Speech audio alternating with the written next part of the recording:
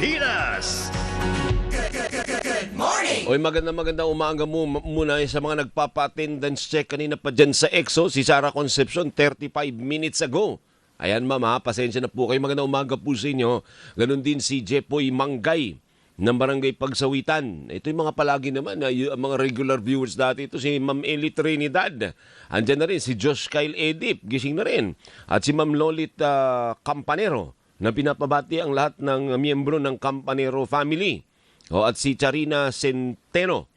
Sabi niya, pakigreet po ng happy birthday si Jovel Kit Radaza ng Santa Cruz, Laguna. Yan, happy birthday ha. Si Attorney Sani Matula muna, kausapin natin. Ang presidente po ng Federation of Free Workers at chairman po ng Nagkaisa Labor Coalition dahil ang kinatatakutan po ng mga manggagawa ay talagang nangyari po. Nag-issue si Judge ng writ of preliminary injunction. Patay tayo dyan. Anong gagawin ngayon ng mga manggagawa? Attorney Sani, magandang umaga, mayong aga. Good morning! Maayong aga, Alvin. At syempre, maayong aga po sa inyong mga tagapakinig at mga televiewers. Yan. Mayong aga sa tanan nga nagapamati kag nagatanaw gid kay Attorney Sani Matula no po. Tama. Attorney, so anong gagawin natin ngayon? Ay tuluyan na nag-issue si Judge ng writ of preliminary injunction. Siyempre, wala tayong magagawa sa kasalukuyan pero hindi naman tayo walang-wala talaga. No? Although nakakandado ang ating 60 pesos na dapat sana binigay na noong July 25, ay tayo rin ay nagsisikap na mabuksan ulit ito. No? Yung temporary injunction ay walang period o mga araw na sinasabi ang ating rules of court. Yung TRO ay good only for 20 days pero lumagpas na yung TRO kaya palagay ko ang Korte Suprema ang makakatulong sa atin para at least mabuksan ulit ang kandado na nakalak yung ating 60 pesos. Ano?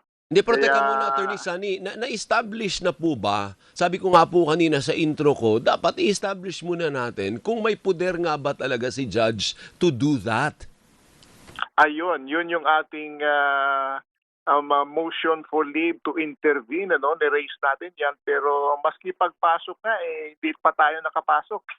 Hindi pa tayo pinahintulutan ng RTC 152 na mag-participate sa mga proceedings at naghihintay pa siya ng mga comment ng petitioners at ng respondents. So yung dalawang construction company ay binigyan ulit ng 3 araw para mag-comment at yung NWPC at RTWPB sa representasyon ng Solicitor General ay hinintay pa daw yung comment pero noted na yung Office of the Solicitor General pero hindi pa niya pinahintulutan na mag-participate po yung mga proposed intervenors. Opo, Attorney, pa-react naman po dito. Iginit kasi ng Pasig RTC Judge, si Judge Marie Joyce Manongsong na sabi niya, makabubuti umano para sa lahat ng stakeholders na pansamantalang ipatigil ang dagdag sahod dahil posibleng marami raw ang mawalan ng trabaho. Ano reaksyon niyo? Palagay ko, speculative yan kasi alam nyo, kasamang Alvin, noong 1989, 39.1% yung wage increase sa buong Pilipinas. Buong Pilipinas. From 64 pesos ay in-increase to naging 89 pesos, so plus 25. Noong panahon na yun ay maraming kodita, maraming mga kalamidad sa Pilipinas. Wala namang maraming tanggalan noong 1989. Noong 1990 ay nagtaas ng about 19% ang wage natin. Hindi na ito national, dito lang sa Metro Manila. Wala namang tanggalan. Ganun din may 14%. Ngayon, 2026, nagtaas ng 85 pesos, 85 pesos. So, ngayong 2026, 60 pesos. that is only about higit na 8%, yung 60, ano? Opo. At kung idagdag mo yung 25, that's about 12.23%.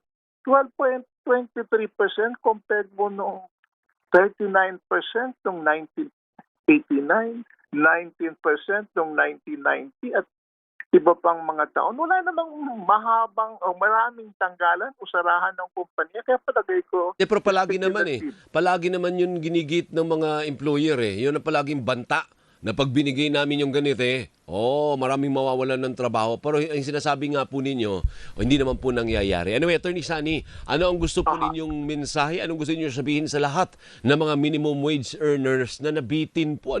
Inasam na Ang iba natuwa na dahil may 80 pesos po na nadagdag. Natuwa na sana. O, anong gusto mong sabihin sa mga nakamonitor sa atin na minimum wage earners, Attorney Sani?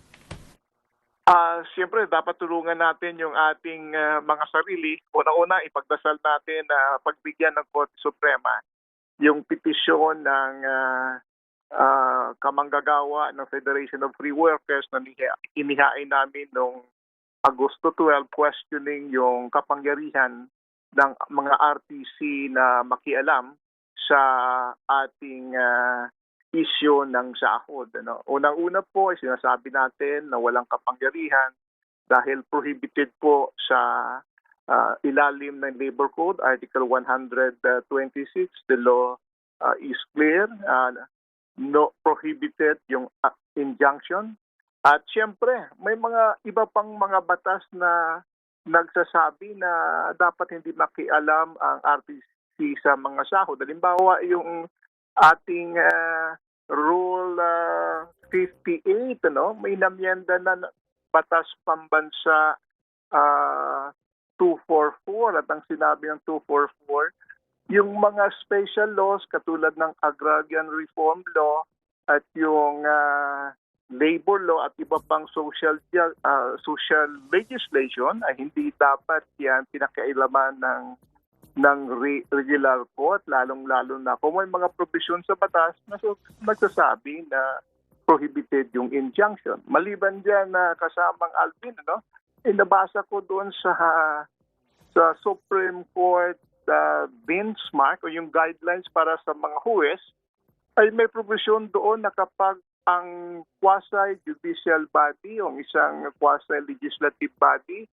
ay the same in rank like the RTC, ay dapat hindi rin pakialaman ng korte, respetuhin niya. Oo. Klarong-klaro yan sa guidelines para sa mga huwes. Ay yung RTWPB ay equal in rank yan ng RTC.